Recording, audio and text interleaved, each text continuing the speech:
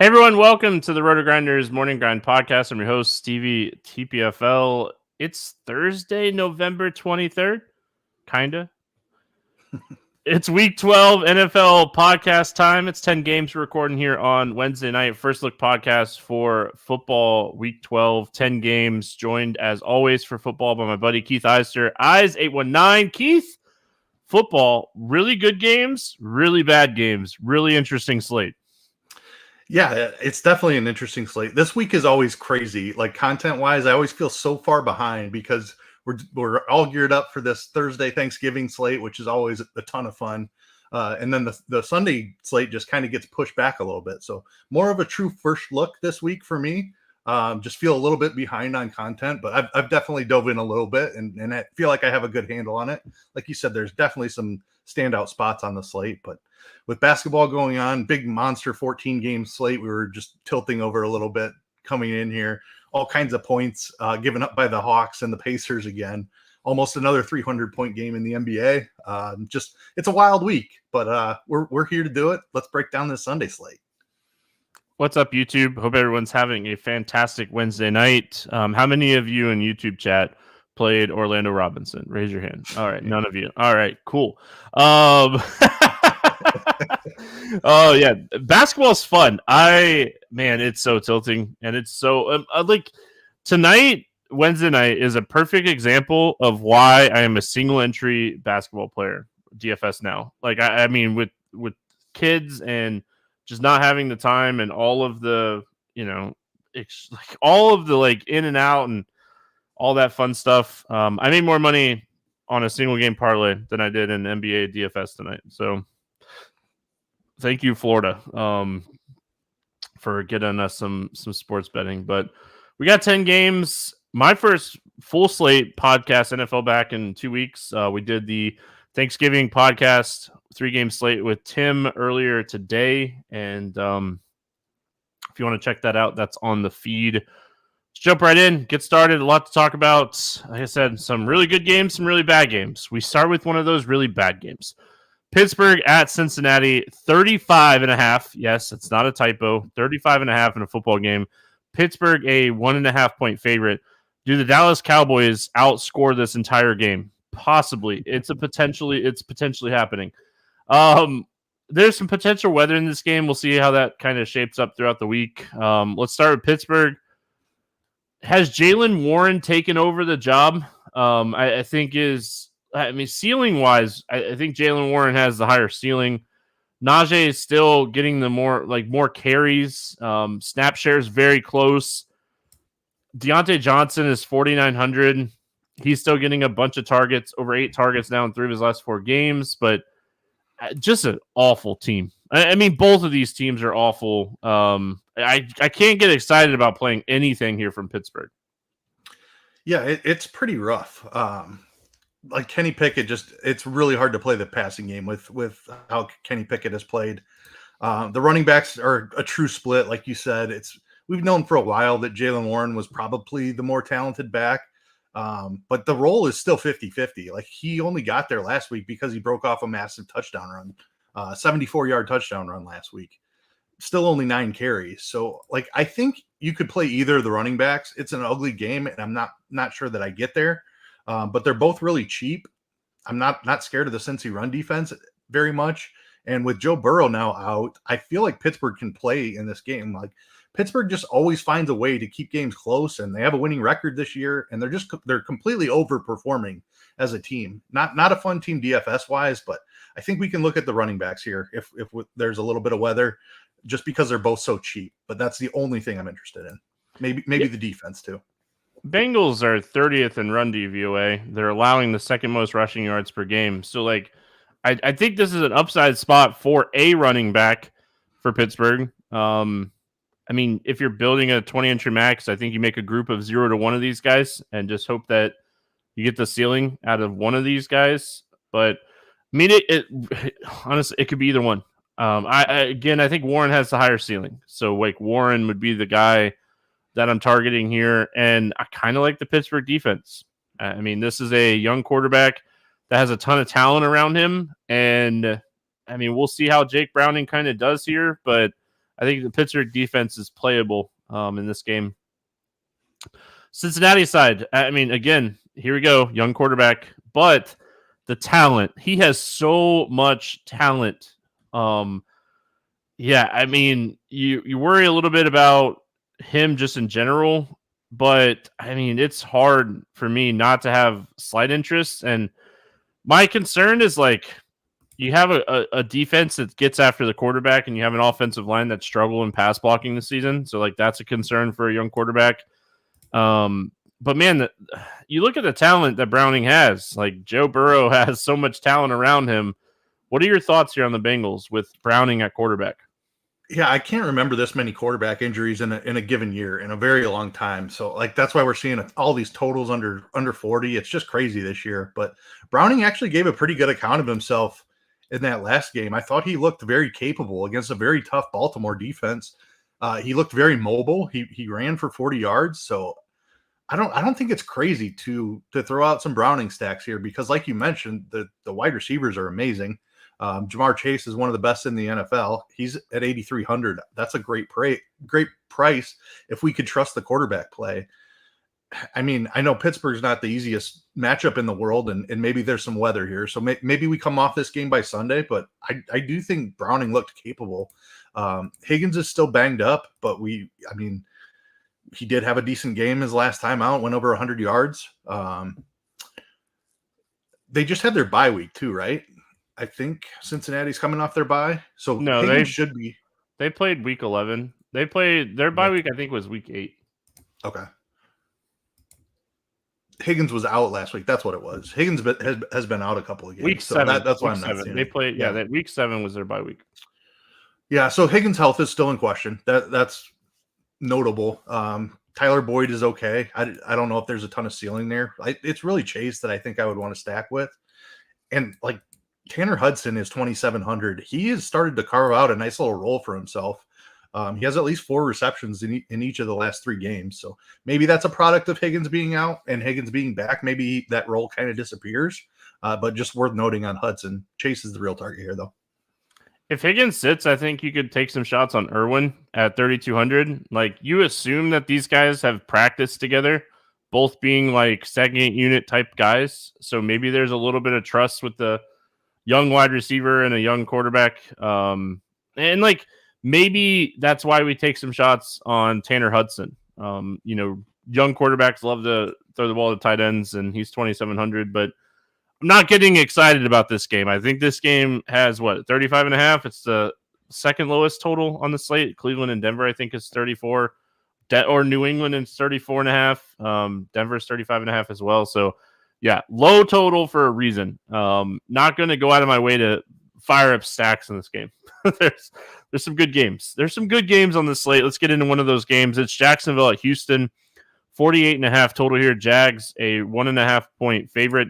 We're going to start with the Jags. Calvin Ridley finally decided he wanted to play football last week. That was good to see. 103 yards, 2 touchdowns. They had a run, like a sweep play with him. He ran for 18 yards. I don't expect him to do that every week, but it was good to see them wanting to get the ball in Ridley's hands. Christian Kirk now 5,700. Could see a Christian Kirk bounce back game. I could see ETN have a solid game here. But I really want to attack Houston with the passing attack for Jacksonville. I think this is a spot we take some shots on Lawrence. We take some shots on Ridley and Kirk. And I think you take some shots on Ingram, 4,200 for Ingram. When he scores a touchdown, he has so much ceiling, and he's yet to score a touchdown this season. So I really like the Jags pass offense in this game. Yeah, I do as well. Zay Jones coming back was it's bizarre that Ridley plays better with Zay Jones on the field. Like, I don't understand that. Like, just from a football sense, it doesn't make a ton of sense to me. Maybe he clears out the field a little bit for him. I don't know what the correlation is there, but Ridley has had his best games this season when Zay Jones has been on the field as well. I still think I prefer Kirk in this spot. I'm happy to see Ridley finally go off after several down weeks, actually. But Christian Kirk is really the volume guy. He's my main target here, and I love the Ingram call. Like, he's going to score eventually. The red zone role has not been great, but like come on, this is a really talented pass catcher. He has a massive target share. It's just insane that he hasn't scored yet this season to me. So love the Ingram call. I think Kirk is my favorite of the wide receivers. And I think ETN is in play as well. He's still expensive, 7,100. But I do love the role. Houston, not a defense I'm afraid of. I think you can play ETN as well. Yeah, I mean, the Houston defense has been better this season. Like overall, they've been better this season. Like they were a defense for years. We just said, all right, we're picking on this defense, but like they at least earned our respect at this point. So I really think I want to attack them with the passing offense. I don't think Etienne's a bad play by any means. Like his role, if he just on the field so much, just you don't get those type of running backs, especially at like 7K. You know, he has like a Christian McCaffrey type role, and McCaffrey is $3,000 more. So, Houston side, Pierce practiced full on Wednesday. I think that's going to kind of crush Singletary a little bit here at 6K. Don't think I want to touch that situation, but man, sign me up. CJ Stroud, Tank Dell, Nico Collins. I'm not stopping. There's no reason to stop Dalton Schultz. Like the pass attack is just there. They're trusting this young quarterback, and he's just doing his thing. Over 300 passing yards in 3 straight games. Great matchup. Jacksonville allows the 5th most passing yards per game. This defense is going to get after Stroud, don't get me wrong, but they stop the run, they funnel the pass, and it's a great matchup for CJ Stroud. Yeah, I love CJ Stroud again this week. Like, dude just looks so legit. The running back situation, can't touch that with Pierce expected back. Singletary's price has now come up after he's played really well in Pierce's absence. And finally, the DK algorithm has caught up to Tank Dell being an outstanding wide receiver, and he's all the way up to 6,900. So you actually have to think about it a little bit this week, but still a little bit underpriced for his role. I mean, he's hit 30 a couple of times this season. Still very playable at 6,900 here against a Jacksonville passing defense that you can attack through the air in the dome at home. So I'm still very much in on Tank Dell and Nico Collins as well. Noah Brown's status still up in the air, so have to see if he makes it back. That would be a slight downgrade to Dell and Collins, I think, just because I think he's going to step back into a role. I think Robert Woods is the one that takes the biggest hit there. But yeah, I mean, there's massive upside. CJ Stroud is legitimate and like on his way to like top. He's already a top 10 quarterback, I would say, but on his way to more than that. Yeah, I mean, if Brown sits, is Woods playable at 4K in like a double stack situation? Like thinking of like his targets, he dropped a touchdown last week. I think it was last week. My weeks are all messed up. I'm sorry. I was off for a week. My weeks are all messed up, but like 8 targets last week. If Brown sits and we get Robert Woods 6 to 8 targets at 4K, he scores a touchdown. I mean, he gets 15 to 20 points at 4K. Stroud throws for 300 plus, and like you get Dell or Nico right. I mean, I think you could look at Robert Woods in a double stack situation if Brown sits. Yeah, I think you can do that. I would prefer Schultz just because Woods is he's up there in age. I think the ceiling is a little bit limited, but if this game is going off, then Woods can certainly get there at 4K. Like you said, 8 targets last week, so it's not like he hasn't had the opportunity. I just think the ceiling's a little bit limited, but the price is right if Brown misses. Yeah, I mean, listen, I played one main team last week just to keep refreshed a little bit, and I mean, CJ Stroud was a stack for me, and I think that 7,700 is a really steep price tag. Like we're getting into Patrick Mahomes, Josh Allen type price range. I think Stroud's playable. Don't get me wrong, in like stack situations where you're just like stacking up this game, but I don't think he's like the main lineup type quarterback play this week. Factoring in price, like we're factoring in price. Trevor Lawrence on the same side of this game is 6,400. He's $1,300 less, and he has 30 plus point upside. I don't expect him to get 2 rushing touchdowns again like he did last week, but he showed us that like he has the ability to run the ball in. So it's tough for me. I mean, I like Stroud. I like him a lot, but I mean, even like thinking of like cheaper quarterback plays, like a Matthew Stafford 6,300 going up against Arizona type play. So I love cheap quarterbacks. I'm a sucker for cheap quarterbacks. We're going to talk about a cheap quarterback that I really like this week. That, I mean, you got to dig the stash. I'll leave it at that. Love it. All right. Carolina at Tennessee, 37 total here. Tennessee, a 4-point favorite in this game. I mean, Tennessee's a pass funnel. So I think this is a spot you could take some shots on Adam Thielen. That might be it. That really might be where I stop my interest. Mingo's getting targets at 3,300. He's just not doing anything with them. DJ Chark has just kind of fallen off. I really think Adam Thielen, get those double-digit targets and take some shots here against a pass funnel defense. Yeah, I don't mind that call. Bryce Young just the difference in how Bryce Young has played compared to CJ Stroud is, man, Carolina fans have got to be hurting over that decision. I know it well as a Bears fan who watched them draft Trubisky over Mahomes and Watson. So it is that type of situation. It might turn into that bad of a decision. But to be fair, Houston's pass block is middle of the road, and Carolina's pass block is one of the worst in the NFL. That's fair. Nobody expected Tank Dell and Nico Collins to take massive leaps either. Thielen is still good. There's plenty of juice there. I'm not sure Mingo and Chark are actually good. So I would say that Stroud has better weapons as well. And listen, I'm not discounting CJ Stroud. He's playing phenomenal. I'm just saying, I don't want to instantly write off Bryce Young yet. That's all I was saying. No, that's fair. That's fair. Yeah. I mean, I'm not playing him in this spot, but I will play Thielen. Yeah, I'm with you. You can play Thielen because he's pretty much a lock for double-digit targets, but I'm not stacking Bryce with him.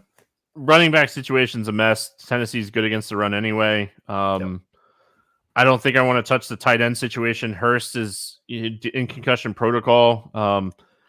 If he were to sit Tremble's 2,600, maybe you take a shot on Tremble at 2,600 in large field tournaments where you're building 150 teams or even a 20-incher max and you want to get a cheap tight end play in lineups. But I think overall, it's Thielen.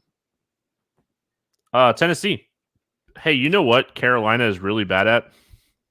Stopping the run? Really bad at stopping the run. Yeah. Derrick Henry might run for 200 yards in this game if he plays. Yeah, he really might, and he's 6,400. I don't know if we've seen a ceiling game from Derrick Henry all season long. He did have one 27-point game. He just hasn't been the same explosive guy that breaks off massive runs for most of the season.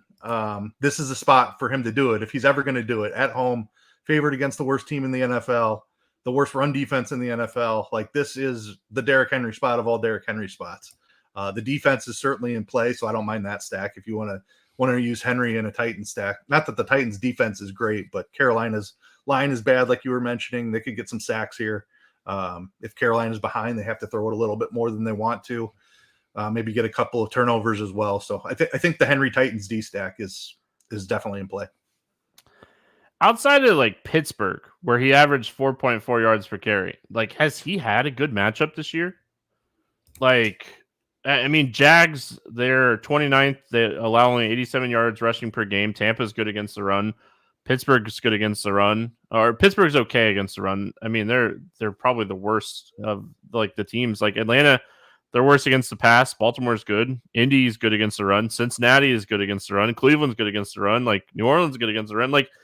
Derrick Henry hasn't had that game, but Derrick Henry hasn't really had a great matchup. You got to remember who's playing quarterback too for this team. And his offensive line's terrible. So it's still not it's not a slam dunk, but it is as good of a matchup as you could possibly ask for the big dog.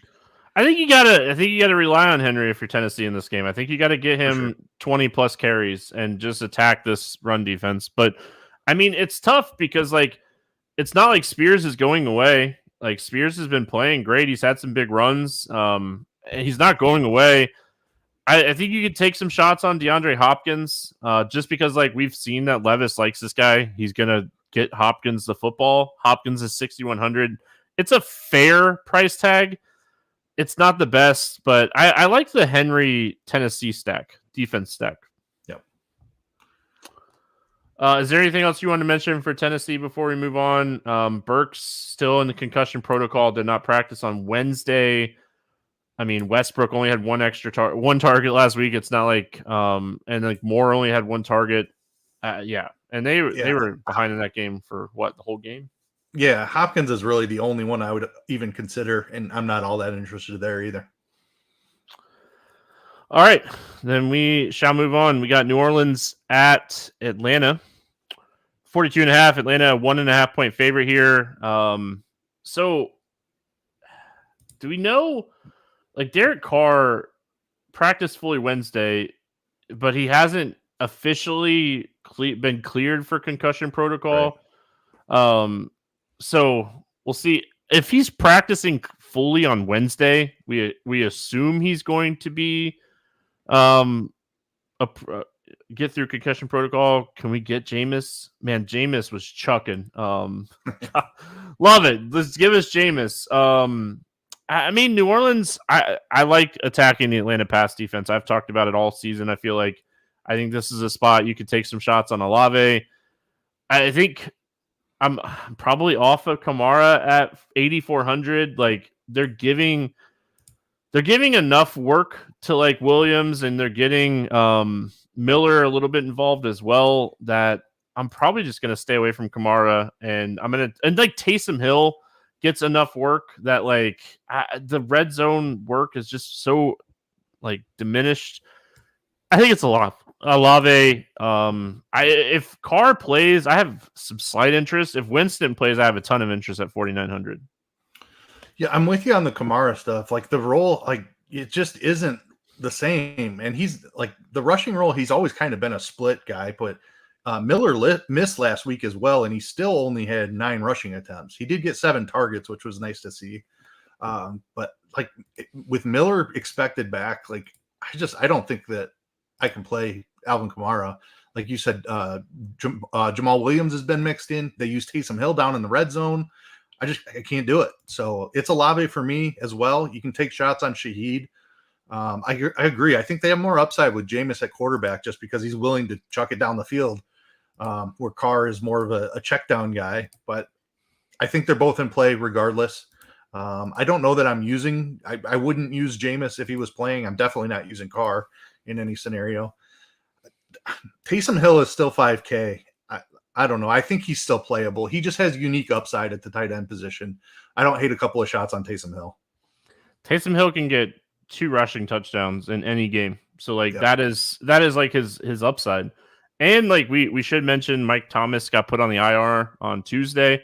So I mean there's a few extra targets for potentially like a guy like Shaheed and a guy like Taysom Hill.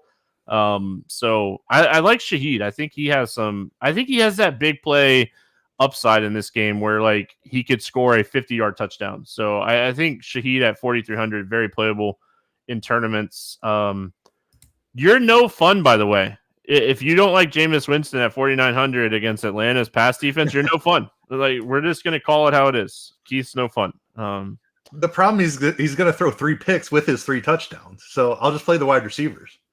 Yeah, there you go. That does speed up the game, though, and then he gets more passing attempts, which is fantastic.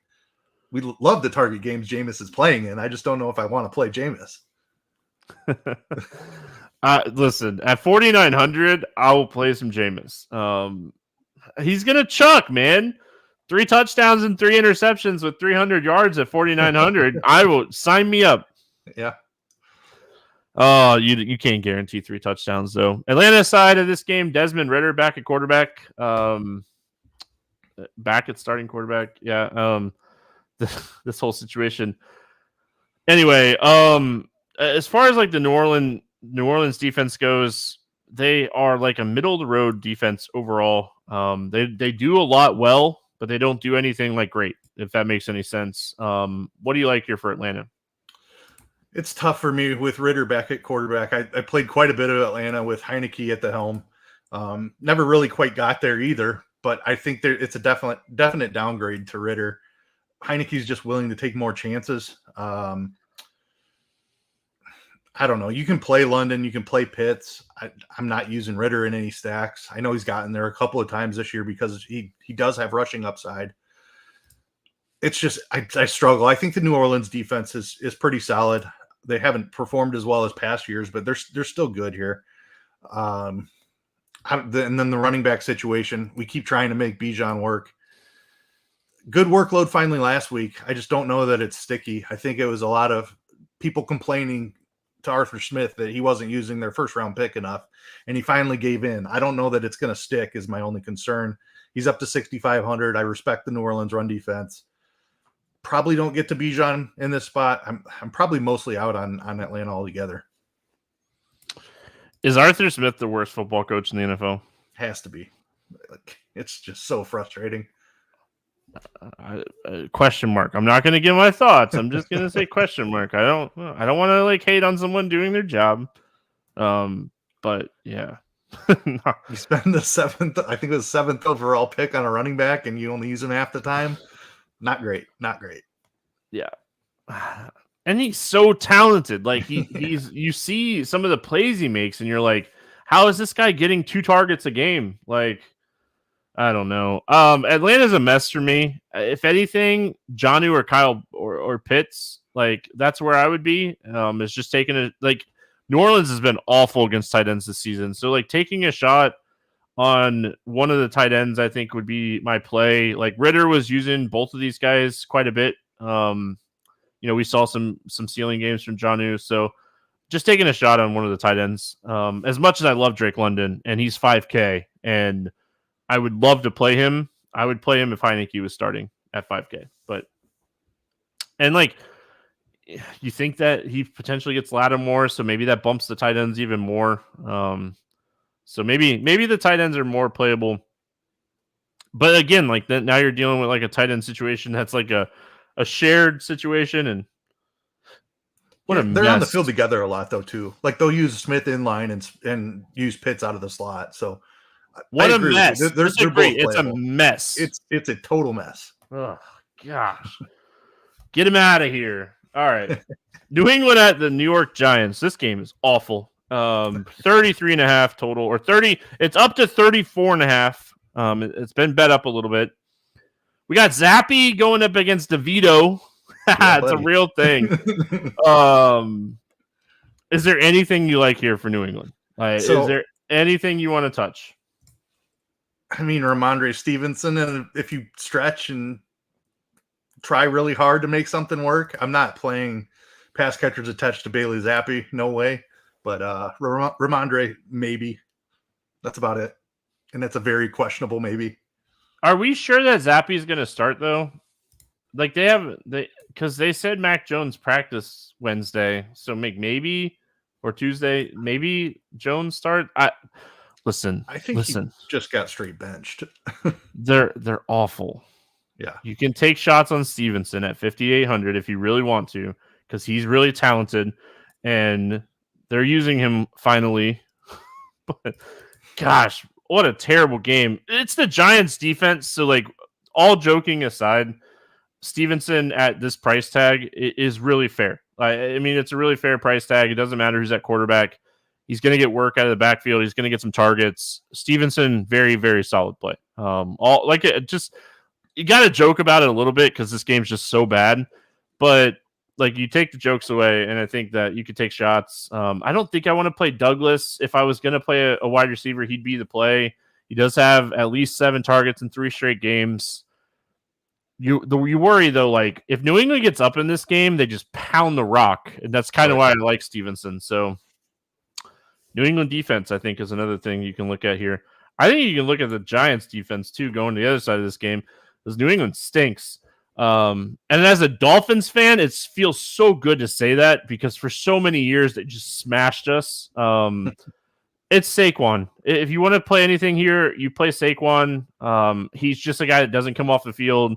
He's going to get the carries. He's going to get the targets. He's going to get the red zone work. It's Saquon, but I don't think this is a ceiling spot for him. So I know you were on vacation last week, and when Grant Neefer was on this podcast and talked himself into thinking that Tommy DeVito was an actual decent play against the Washington Commanders. And props to Grant. He was right. DeVito put up 22.5 fantasy points. He threw 2 I don't know touchdowns. that I can. What's that? He threw 2 touchdowns. Yeah. Three touchdowns.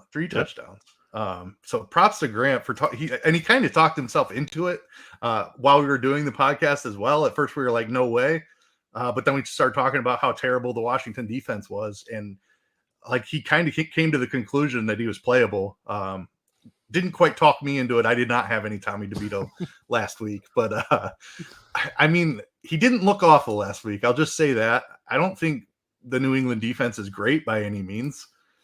So I think there are crazier things that you can do, but I agree with you. It's Saquon, and it's most like the figuring out the wide receiver situation is so hard. And I don't want to try to take shots. Like, I know it's really cheap. It's a super cheap stack, but I just don't see myself getting there. So Saquon only for me also.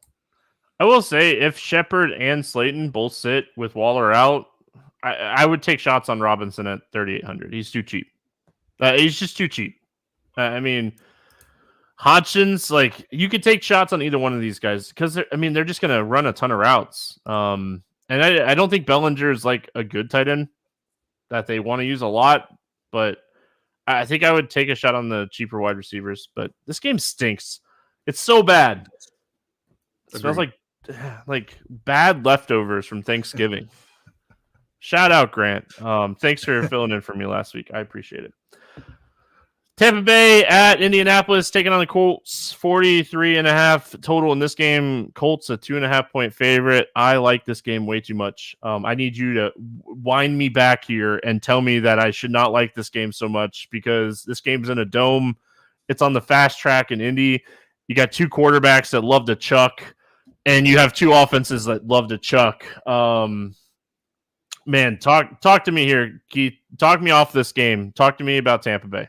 Oh, buddy, I am not your guy to talk you out of this game. Yes. I am so in love with it also. When you said the mustache, I was like, oh, yes.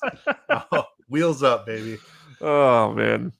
The Tampa Bay side, I don't know if I need to play Baker because I'm with you on the other side of this game. I think I want to go that route. But that doesn't mean I'm not playing Tampa Bay pieces. Mike Evans is the very clear alpha in this offense. The way that Indy plays defense, their best secondary member is their slot cornerback. So he's going to be locking Godwin down on the inside. And Indy is awful to outside wide receivers. So Mike Evans is going to have a monster game in this spot. Mike Evans might be my favorite wide receiver on the entire slate. You can play Rachaad White, certainly. He has an awesome role. He's been catching a ton of passes out of the backfield. Cade Otton has shown signs of life. I don't love that play, but if you're trying to get a cheap piece of this game on the other side of a Minshew stack, he's certainly in play. But Mike Evans, man, that's where I'm at on Tampa Bay. I might end up on some Baker stacks just because I like Evans so much and do like an Evans Otton type of thing, or even Evans Rachaad White, I think is playable. But I think I'll play more. I know I'll play more Minshew than I will Baker, but Mike Evans is my favorite play from the entire game. And maybe the entire slate. Yeah, I like Evans a lot. I'm right there with you. Like, his red zone work is just unmatched. He's Godwin is really good. Don't get me wrong. But like, Evans is the guy. When they get in the red zone, they're going to look for Evans. His big playability is just massive. I don't mind Cade Otton here. He's definitely carved out a role. So I don't mind taking some shots on Cade Otton at 3,200 if you're looking for a cheaper tight end play. I like the other tight end in this game too. So we'll talk about that. But yeah, I just wanted to mention White. Like, the Colts have been a little bit worse against the run this season than like in years past. They really have struggled with like pass catching running backs too. Like, his floor is massive. Like, this is a guy, if you're a cash game player, like, you could play White in cash games because he's getting so much work out of the backfield, plus the rushing attempts and plus the red zone work. So I think White at 6,100 is one of the better running back plays. And I'm with you. I don't think you have to play Baker. I think you could do like a Minshew, Pittman, Evans, White stack in this game. You get really unique with stacks in this game. That's why I like it so much. All right, let's talk about the stash. Minshew 5,100. I am a sucker for cheap quarterbacks. I'm a sucker for quarterbacks going up against defenses that love a pass funnel. I'm going to play some Minshew. I think Pittman is phenomenal this week. I think he's going to absolutely smash. The targets are there. I mean, I think you could take shots on Josh Downs at 4,800, but I really think it's a Pittman game. Granson, if Ogletree sits, gets a little bit of a bump. So I don't mind Granson at 26. He needs a touchdown to pay off his price tag. I think it's a Pittman week. I think Pittman's going bonkers this week. Yeah, I love the Pittman call. Josh Downs' targets have kind of been going away a little bit. Alec Pierce has been getting a little bit more involved. Pittman is always going to be there. Like, he's going to be the top target earner in the offense. He needs the touchdown. We know the volume is going to be there. Can he find the end zone is the biggest key. I like the Granson call a lot too, especially if Ogletree misses. I've actually played Granson a couple of times this season, and he's fallen just short of the end zone on like 2 or 3 occasions and just drove me absolutely bonkers. But I think he's a talented guy. He earns targets when he's out there. So I love the Granson call as well. Minshew is definitely in play as a cheap quarterback with massive upside in the dome here. Tampa Bay has not been able to stop anybody here recently. San Francisco tore him up. Buffalo went off against them. Houston is the team that really got him. CJ Stroud went up and down the field to come back in that game on this defense. So I just don't think Tampa Bay's defense is any good. I do think Minshew is good. He's an underrated quarterback still. Pittman is clearly his top target. I think you can take shots on a cheap Granson at tight end. The running back situation is like Zach Moss is not going anywhere is the problem, and Tampa Bay is a massive pass funnel. So as much as I want to play Jonathan Taylor, I don't think this is the week. But he's got some big games coming down the stretch for sure. Indy's coming off of a bye, right? They were on bye last week, I'm pretty sure. Yes. So week 10, I don't know how much did they really use. That was the Germany game, right? Like nobody. Yeah, but if I remember watching, so like Jonathan Taylor played 89% of the snaps in that game. Moss was on the field for 14% of the snaps. So, I mean, maybe Taylor is playable at 6,900. Like if we're trying to get ahead of this, like if Moss is really just kind of going away and they're like, hey, we paid Taylor, we're going to let him do his thing. 6,900, he's another guy that can get like 5-6 catches out of the backfield, has touchdown upside, and if he's going to be on the field, at 88% of the rushing attempts in that game, he had 23 rushing attempts or 26 rushing attempts. So, or 23 of the 26, sorry. But yeah, I think Taylor, I think he's playable. My running back, like I have a lot of question marks on my running backs right now. Just overall on the main slate from what like my research is. So I have a good idea what I want to do at quarterback and wide receiver. So I think Taylor's on my list right now. We'll see how the week kind of shapes up. But gosh, I can't overlook the 89% of the snaps for Jonathan Taylor. Like Jonathan Taylor at 89% of the snaps is too cheap at 6,900. Yeah, I agree. Like that Germany game being off the main slate, wasn't paying that close of attention to the snap share. So hadn't gotten that far in my research yet. That's a very interesting note yet right there. Yeah. And I don't think he was banged up, was he? Like Moss? I don't think so either. I was just looking around while you were talking about it a little bit, and I don't see any reason why other than Taylor is finally just up to full speed. That it was that big of a split. Yeah. So I mean, maybe take some shots on Taylor. Like, I think it's worth a shot or two. All right, moving on. We got Rams at Arizona, 44.5 total in this game. Rams a 1.5 point favorite. Let's start with that Los Angeles Rams team. We should note Cooper Kupp did not practice on Wednesday. He's dealing with an ankle injury. Puka is dealing with a shoulder injury, but he's expected to play through it. The big thing here is Williams is coming back. It sounds like he's 6,600, full practice Wednesday, was an ankle injury. Everything I've read is he's back to full speed. He goes into this lead back role, right? He goes back to 70+% of the snaps. What do you like here for the Rams? Yeah, I mean, I think we have to start with Kyren Williams because the Arizona run defense is awful. I don't think Darrell Henderson or Royce Freeman are talented, and Kyren Williams is. So I kind of agree. Like, I feel like we don't need to wait and see it with Kyren. We just jump right back on. It's a great matchup. That they have a chance to play with a lead in this game. Yeah, I mean, I think Kyren Williams is my favorite target on the Rams, especially with the receivers being banged up. Man, I had so much Cooper Kupp last week. I just thought he was underpriced at 8,100. That injury was brutal. Left the game early in the game, first quarter, I think it was, maybe even. Nakua had a great game after that. He's dealing with multiple injuries, it seems like, too. Like before coming into that game, he was questionable with something, and now he's got the shoulder. I don't think I need to play the passing attack here. I feel like Kyren Williams is the way I get my Rams exposure.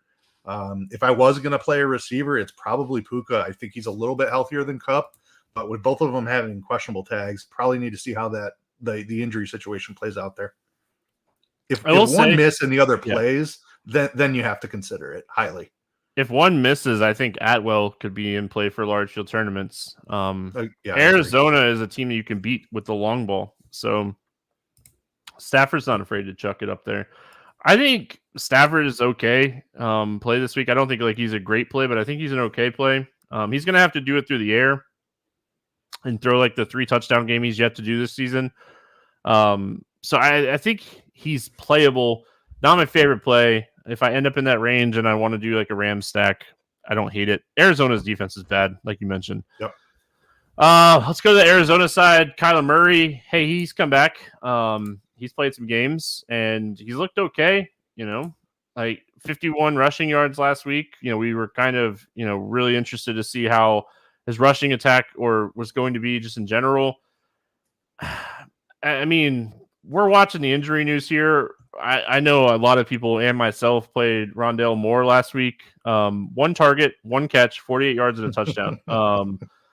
Dude has a monster play and then just disappears. Dorchich had a lot of the work. Wilson, Marquise Brown, both questionable again already this week. Hollywood dealing with a heel injury, and Wilson has still not returned to practice. What are you doing with Arizona? Yeah, I'm interested just because the receivers are still really cheap outside of Hollywood Brown, he's really cheap too, but he just hasn't shown up with Kyler, which is odd because they had such a good connection in years past. It's kind of weird to see Hollywood take a step back once Kyler took over. But starting with Kyler, I think you can certainly play him still, even though the price is up to 6,900. That rushing upside, the rushing touchdown upside is immense with him. So still too cheap in my opinion. He should be more like 7,400 than 6,900. Definitely playable at this price. Who to stack him with? The first answer and obvious answer is Trey McBride. The role is just awesome for McBride. I know he didn't get there last week, but he still had 7 targets. If he ever finds the end zone, it's going to be a smash for him. 4,700, still too cheap for the role that Trey McBride has. The wide receivers, like you mentioned, I played a ton of Rondale Moore as well because I thought he was going to be the volume guy like he had been. Turns out he just stepped into Michael Wilson's role and caught a long touchdown, and that's all he did the entire game, while Greg Dortch ran out of the slot and had 8 targets and 6 receptions. So if Hollywood misses, maybe you can play Rondale. I don't think I'm going to play. He's still 3,600. Just know that you're playing him for the long touchdown now rather than the 8 targets is the only difference I would say. You could argue that he has more upside in that way because if he does catch 4 or 5 balls, including a 40-yard touchdown, that's a smash, especially at 3,600. But just know that the role has changed from what it was earlier in the season. Now, maybe if Michael Wilson is back, that changes. And the other thing is Zach Pascal missed last week as well. So this receiver room is a mess, and I don't really know what to do with it at this point until I know who's playing. So I have interest here. I want to play Kyler. I want to play McBride, and I'll probably be using at least one of these wide receivers. Just at this point, as we're recording, I have no idea which one it's going to be. This is a spot we could potentially play James Conner a little bit. Obviously, I don't know if I want to play him with Kyler.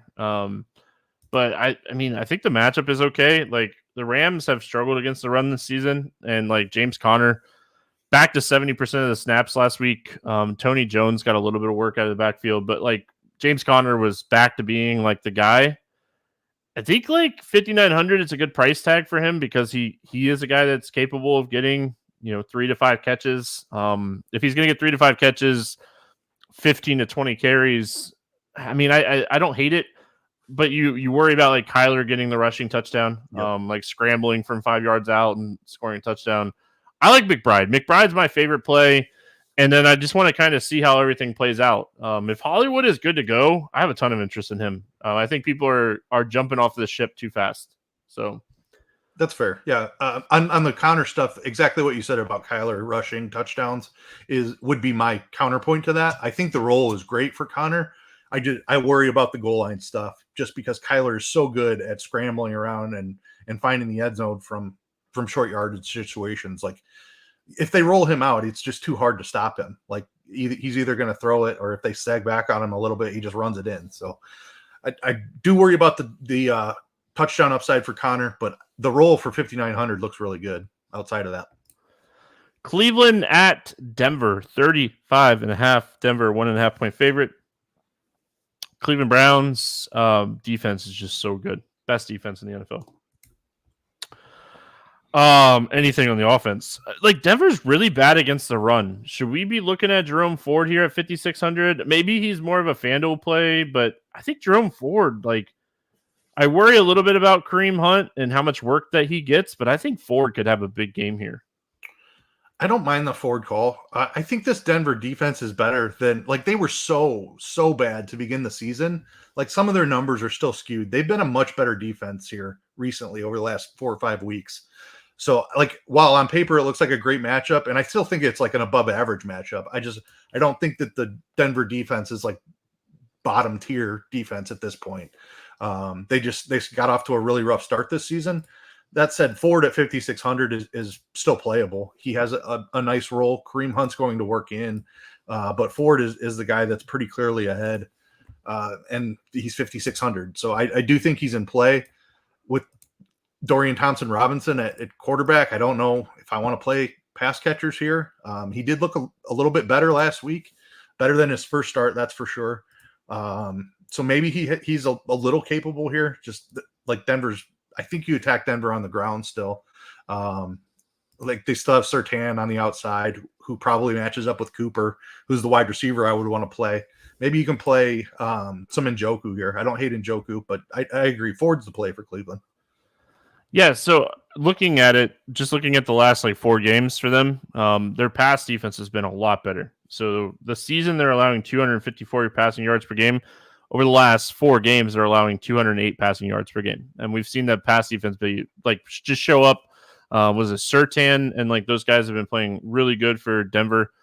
Pass or run defense, still terrible. They have really struggled against the run. They're allowing 14% of the rushing attempts to go for 10 plus yards. It's the second highest in the NFL over the last month behind the Green Bay Packers. So I think that like you still want to attack this defense, like you said, by the run. Like you want to attack this defense on the ground. They're playing a lot better. We got to give them credit. They're playing a lot better defensively. Ford and I think the Cleveland defense. I think the Cleveland defense Ford stack is very playable in this game. Because I don't know if they run Kareem Hunt a ton if they get up in this game. I think that they still give Ford plenty of work in this game. You know, if the game is up, they blew out Arizona not too long ago. And Ford had 20 carries, and I think Hunt had 13 or 14. So you just worry about Kareem Hunt. I mean, that's the downside. Is like it's the same thing that we've dealt with Chubb and Kareem Hunt for the last couple of years, but now it's Ford. And if it was Chubb in the spot, he'd be 9K. Denver side of this game, I want nothing. I want nothing to do with this offense. I mean, Sutton's cheap at 5,400. We have to respect like his red zone role. He scored a touchdown now in 5 straight games. We have to respect that, but I'm not touching anything. I want nothing to do with Denver in this game. Yeah, I'm with you. It looked like Javonte Williams was finally taking over this backfield. He had back-to-back weeks with 20 carries, and then all of a sudden it went back to a timeshare last week. So in a really tough matchup against Cleveland, I can't touch the running back situation. If I was going to play one, the answer honestly might be Samaje Perine. And you just hope that Cleveland gets a nice lead and Perine catches 5 or 6 balls out of the backfield at 4,600. But like the rushing upside is not there. Javonte just not getting the workload. I don't know. I guess I'm looking. He did dominate carries still last week. He just only had 11 of them. They didn't run the ball that much. Yeah, but they got behind in that game too. Yeah, and I think that's going to be a similar story here. There's no rushing upside here for Javonte, unless you think Denver can play with a lead. And I mean, DTR is the quarterback on the other side, so it's not the craziest thing, but I don't think I'm getting there. And I don't want to play pass catchers here against a really stout Cleveland defense either. So yeah, I mean the defense is the problem. Yeah.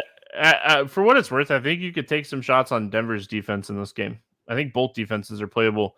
But I mean, the spot is just so bad for Williams that I don't know if I necessarily want to play like Williams with the Denver's defense. So man, this is a spot. The Cleveland defense is no joke. They're winning games for this team.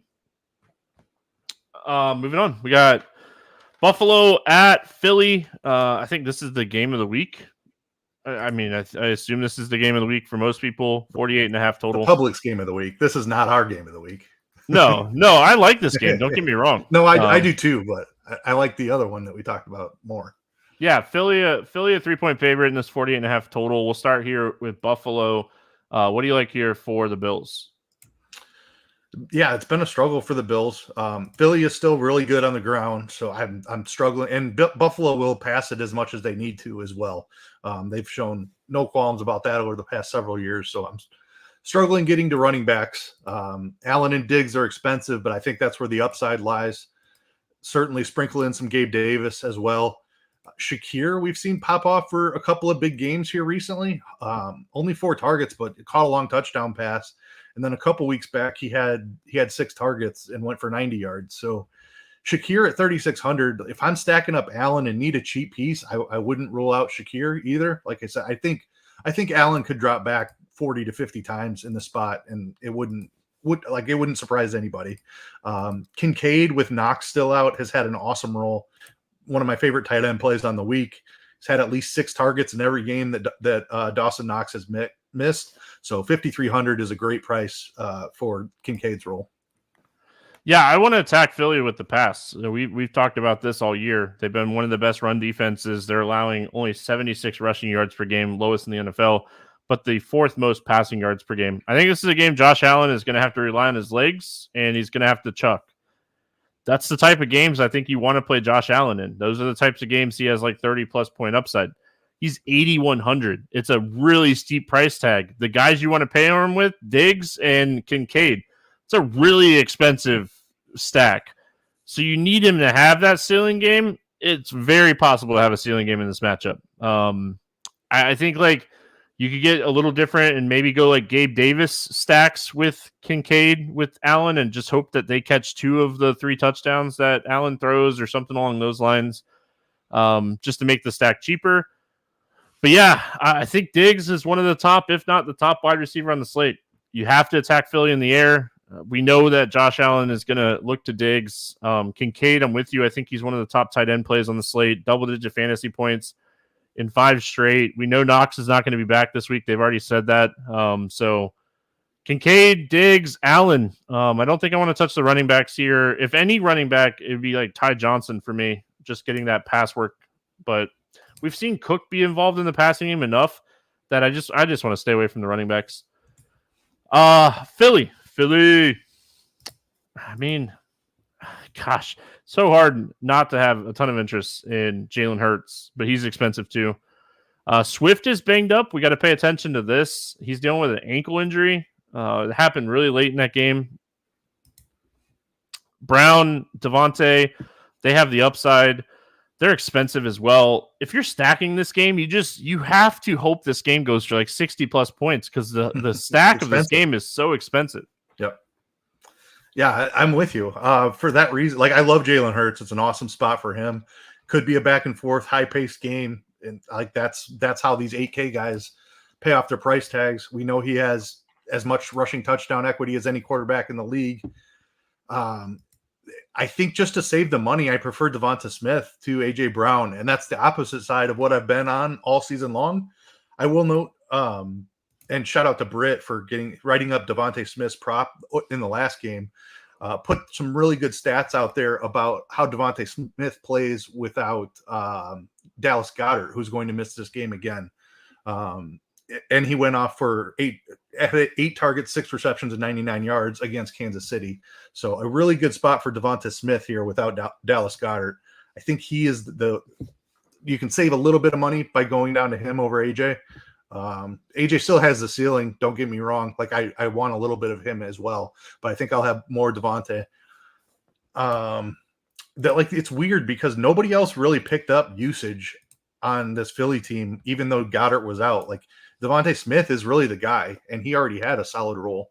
But like we didn't see Julio Jones step into a bigger role, or Zacchaeus, or even any of the tight ends like Stoll and Calcaterra. Just they're not very talented pass catchers to begin with. So I'm not looking at tight ends. I'm not looking at cheap wide receivers here. It's AJ Brown and Devonta Smith. If DeAndre Swift does play, I do have interest there. You've been able to run on Buffalo.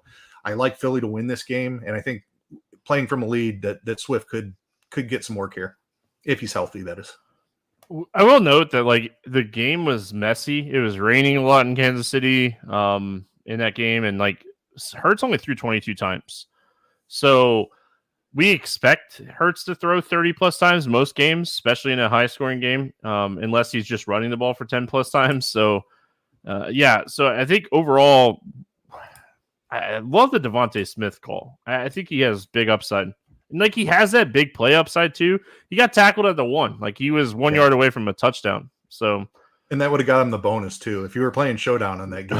that was a brutal stop. Score already. Yeah. All right, Chiefs and Raiders. 9-point difference. Chiefs and Raiders, where we finish out 43 total. Kansas City, 8.5-point favorite in this game. Let's start with the Chiefs. What do you like here for Kansas City? I like their defense for sure, which is like Kansas City's defense is still really good. They get Aiden O'Connell and a bad Raiders offensive line on the other side. So 3,100 is way too cheap. I don't care that they're on the road. It's in a dome, which is better for offense. Don't care. This is a great spot for the Chiefs defense. Mahomes is expensive. I definitely prefer the 2 quarterbacks we just talked about over him. I just don't think that the Chiefs need to press much. I think their defense controls this game, and they put it on Las Vegas pretty heavily here. So I don't think that Mahomes has near the upside that Josh Allen and Jalen Hurts do in that game where they could be going back and forth on each other. He's probably a lot lower owned than those 2 guys. So game theory wise in a tournament, sure, if you want to. Travis Kelce is the obvious target for him. Another expensive stack, though. And the wide receiver room continues to be a mess. Rashee Rice looked like he was kind of separating. Still has the best role, I would say. As you mentioned, that last game was a little bit messy. A lot of rain in Arrowhead in their last one. So maybe that's playing a little bit of an impact here. Although Justin Watson was a guy that just was all over the place in that game. 11 targets for Justin Watson. Yeah. I don't know that we see that again, but just worth noting, he's 3K, and I don't think he has that kind of a role, but like 5 to 6 targets would not surprise me at all. 11 would shock me again if he gets that type of role. I don't think that he's necessarily separated from Rice or taking anybody else's job, but I do think he'll be on the field quite a bit. And then I do want to mention Pacheco too. Like if I'm playing a ton of Chiefs defense and I think Kansas City's controlling this game, Pacheco's a great play. I mean, MVS just cost them the game. I mean, you got to catch that ball. It hits you in the hands. Yep. Like rainy conditions or not, like you got to catch that one. Like that pass couldn't have been better. So I think Watson's really interesting because like Watson's 3K. We're getting a slate was already announced type of play here at 3K. Watson very involved last week, and like before he got hurt earlier this season, like he was getting more and more involved. I think when we see Patrick Mahomes start to trust a wide receiver and Andy Reid start to trust a wide receiver, they need somebody like Rice. Rice has, so I think Rice has the like potential floor, but I think Watson very playable. Travis Kelce has the ceiling. He's 8,200. He's 8,200. He is 8,200. He's 2,800 more than any tight end on this slate. If Travis Kelce does not have that like 30-point game, he probably doesn't get there. He might not get there with 30 fantasy points. Kelce is always playable. You can play him on any slate. He's the best tight end in football.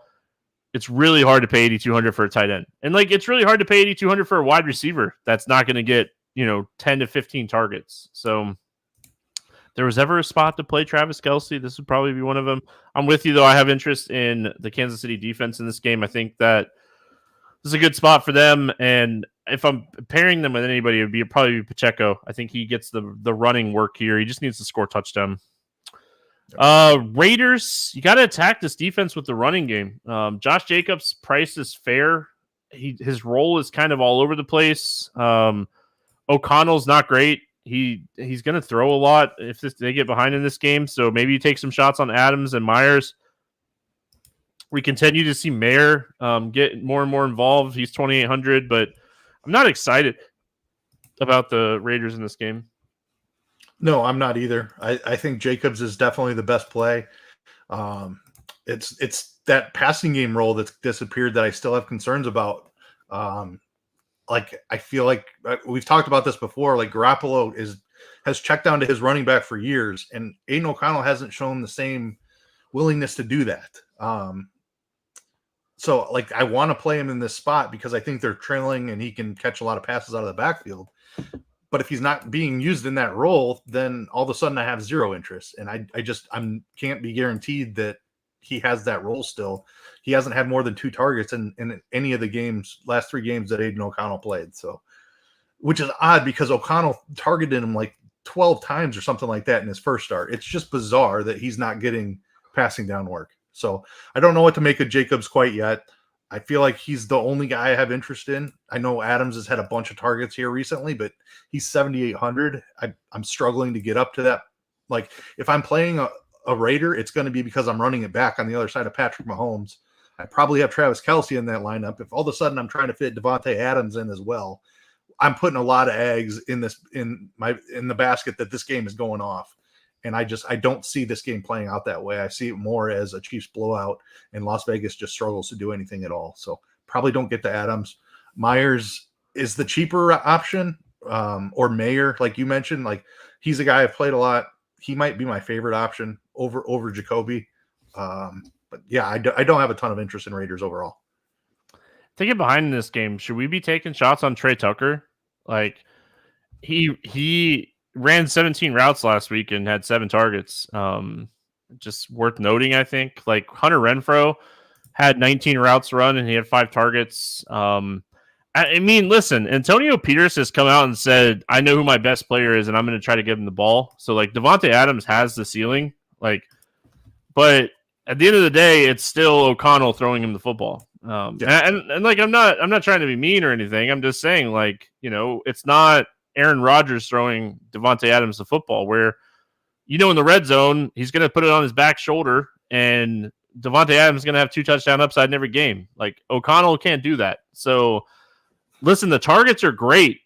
And like, if you find a book or a site, like one of the fantasy projections sites, and you could take Adams, target, go for it. I mean, like his targets are going to be there. I worry about Myers, just recently they're getting so many more people involved in the pass offense.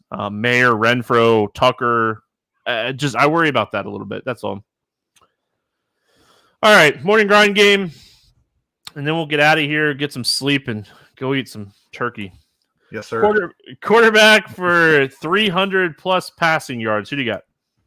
All right. I think I know where you're going here. I won't take your guy because I'm pretty sure I'm going to steal at least one answer from you later on. But I'll go CJ Stroud here. Awesome matchup against Jacksonville. I don't want to take your guy, but I'm going to take your guy. Was that your guy? Yeah, I love CJ Stroud. Man, I love the stash. I don't know if he gets to 300 yards. I want him to get to 300 yards. Let's do it. I'll go Minshew. We'll take the stash. Low owned running back for a touchdown. It is Wednesday night now, almost Thursday morning. Ownership is definitely going to change. I don't even know if we have projected ownership up yet. Take a running back you think is going to be low owned. I'm pretty certain this guy's going to be low owned. We saw Jaylen Warren go off last week. Nobody's playing Najee Harris, and he's still getting work. He's 4,900. I played him 2 weeks ago I said I'd play more of him than Tony Pollard, and he straight up outscored Tony Pollard. I'm going back to the Najee Harris well here. Cincinnati has a new quarterback. I think Pittsburgh can stay in this game, and Najee Harris is going to have a role in a close game. If he's cheap, I know he's cheap, and if he's low owned, I'm gonna have a sprinkler too.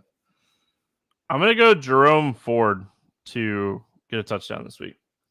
I like that too. I think he'll be low owned. No one wants to play Cleveland. Quarterback, wide receiver stack for a touchdown. Jalen Hurts to Devonta Smith. Touched on how he's performed a little bit without Dallas Goedert. Think this is a great spot for him again. I'm going to go Trevor Lawrence to Calvin Ridley. I think we are seeing them and want to get Calvin Ridley involved. I love this spot. I think this game's going to be a high-scoring game. And Houston's pass defense has really been struggling. Wide receiver for 8+ targets. Mike Evans, indoors against the Colts. I like it. I'm going to go Pittman. That's who I've written down. I'm going to go with it. That game is the game. I was looking at my research and I was getting into my research and I instantly circled that game. So same. That's going to be a make or break game for me this week. Yep, I'm with you. Tight end for a touchdown, not named Travis Kelce.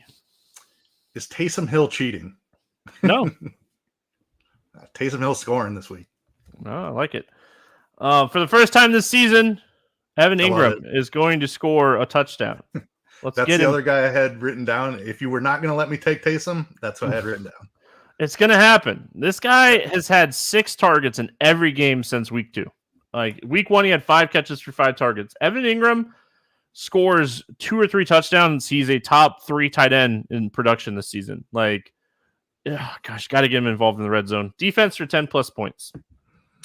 Kansas City Chiefs. I don't think Kansas City's defense is really good. First of all, they held Philly down for a lot of that game through the first half at least. And they get Las Vegas, who just their offensive line's bad, their quarterback's bad. I think it's going to be a rough day for the Raiders. Yeah, I had wrote down Cleveland, but I hate taking the highest, the most expensive defense. I don't ever look at pricing until we do the podcast. That's how I've always done my research for football. I'm going to switch it up though because I hate doing that. Let's go New England. New England defense against Giants. DeVito, he played way too good last week. He's gonna take 7. All right, let's go to the betting portion of the Morning Grind show. What do you got for us on against the spread or money line this week? I was surprised to see Philly at home only -3. That's implying that these teams are virtually even, and I don't think that's the case. I think Philly's a lot better complete team. Buffalo's had their issues recently, so give me Philly -3 at home. I like it. I am going to take the Cleveland Browns money line to cover and win this game. I think the Cleveland Browns can beat Denver this week. Denver's been playing great. Good for them. Cleveland defense is so incredibly good. So I'm going to take the Cleveland Browns money line this week. Over under bet. What do you got for us? Here's the one I'm pretty sure I'm taking from you. It's Tampa Bay at Indy over 43.5. Oh, darn. Yeah, for sure. Very much on that one. Already placed that one. Yeah, I love that one. I mean, it could easily not work out. Don't get me wrong. Could easily not work out, but that game just screams it. Yeah, 2 bad defenses indoors, 2 quarterbacks that like to chuck the ball. It screams over. Yeah, this total's high, but I still like the over in this game. I'm going to go Houston and Jacksonville over 48.5. I think this game has a lot of potential overall. And again, we're inside, and we got 2 quarterbacks that like to throw against 2 defenses that struggle against the pass. Player prop. What do you got for us this week on the player prop side? Got Mike Evans sitting at 4.5 receptions. Talked about how good of a spot this was for him. I love Mike Evans over 4.5 receptions this week. Yeah, I mean, you make excellent points as far as their slot corner and how they could potentially shut down Godwin a little bit in this game. Evans over 4.5. I'm in it. I'm with it. Let's do it. I'm going to go CJ Stroud over 273.5 passing yards. This is -110 on the Hard Rock, so I'm assuming that's really close to what it is everywhere else. I mean, this guy has thrown for 336, 356, and 470 in the last 3 weeks, and he gets a defense that struggles. He threw for 280 earlier this year against this team, and they're playing way better than they were earlier this year. So give me CJ Stroud over 273.5 passing yards. Pick and play. What do you got for us on the pick 'em side this week? This one is, I saved this one specifically for Pick'em because on the books, he's at 60.5 in a lot of places. Devontae Smith is still at 56.5 receiving yards on Prize Picks. Love the over on Devontae Smith. Talked about him multiple times already as well, but Devontae Smith more than 56.5 receiving yards. Like trying to scroll because my keyboard is like up underneath my Mac. I'm like, I want to put in our 2 pick so I don't forget about it. I'll remember. So you said Smith is 48.5? 56.5. 56.5. I like it. But it's 60.5 at a lot of books, so it's probably moving towards that 60 number quickly. Get on it now. They're all focused on this Olive stuff. Yeah. So yep. I like Derrick Henry over or more than did they take it down? Hold on. They might have taken this down. I might have to give a different one. Oh, no, it's still there. 68.5 rushing yards. More than 68.5 rushing yards for Derrick Henry. It was hidden on the very bottom under everything else. So I like Derrick Henry this week a lot. I think this is a fantastic matchup for them. If they don't give the ball to Derrick Henry 25 times in this game, what are they doing? Yeah. So I really like that. I also like Pittman's receiving or receptions. I think Pittman's going to have a big week. So if you want a 3-pick play, I know a lot of people like the 3-pick plays over the 2-pick plays. I think Pittman is the one that I would pair with our 2-pick play here. So any final thoughts before we get out of here? I am ready to eat some turkey. This is a great. I hope that Tampa Bay Indy game doesn't get a ton of ownership because just hearing you on it as heavily as I was, maybe it gets a little bit popular. I'm still going to have some though. I think that's an awesome game. Hopefully Philly Buffalo gets a little bit more of the ownership and we can get some nice sneaky plays in Tampa Bay Indy, but let's go eat some turkey. It's one of those slates where on like my 20 entry max, I might just X out all these bad games outside of like defensive plays and maybe some like pairings with running backs and just play all of the plays that I like from those main games. Like I have like 6 quarterbacks written down right now that I like. And I just don't think it's one of those weeks that I really want to overextend like running my stacks. So I think I'm just going to kind of narrow down my player pool, focus on the games that I really like and see how it plays out. So what's your favorite dessert for Thanksgiving? I asked Tim earlier. He was a pecan pie guy. Ooh. What do you got for dessert for Thanksgiving? Pecan pie is a good one. I love a good banana pudding as well. Oh, dude, banana pudding. You ever come to Florida? I have a place here right outside of Daytona that is fantastic banana pudding. So I'll have to take you. So there you go. You have incentive now if you like banana pudding. It's phenomenal. It's a barbecue place. Shocking. Josh said red velvet with pecans. I love red velvet cake, and I don't think I've ever had pecans in it. That's interesting. I'm an apple pie. I talked about this on the Thanksgiving podcast. Apple pie, Dutch apple pie, a homemade only. Josh, send me the recipe. I love red velvet cake, and I like pecans a lot. So that's going to wrap it up. Hope everyone has a fantastic Thanksgiving. The Friday NBA podcast is questionable. We'll just call it that. It's a Thursday night record, and it's questionable. We'll see. If not, we'll see you guys Monday. I hope you all have a fantastic Thanksgiving. Back with the NFL podcast next Thursday, as always. Thanks for hanging out with us. We'll see you again next week.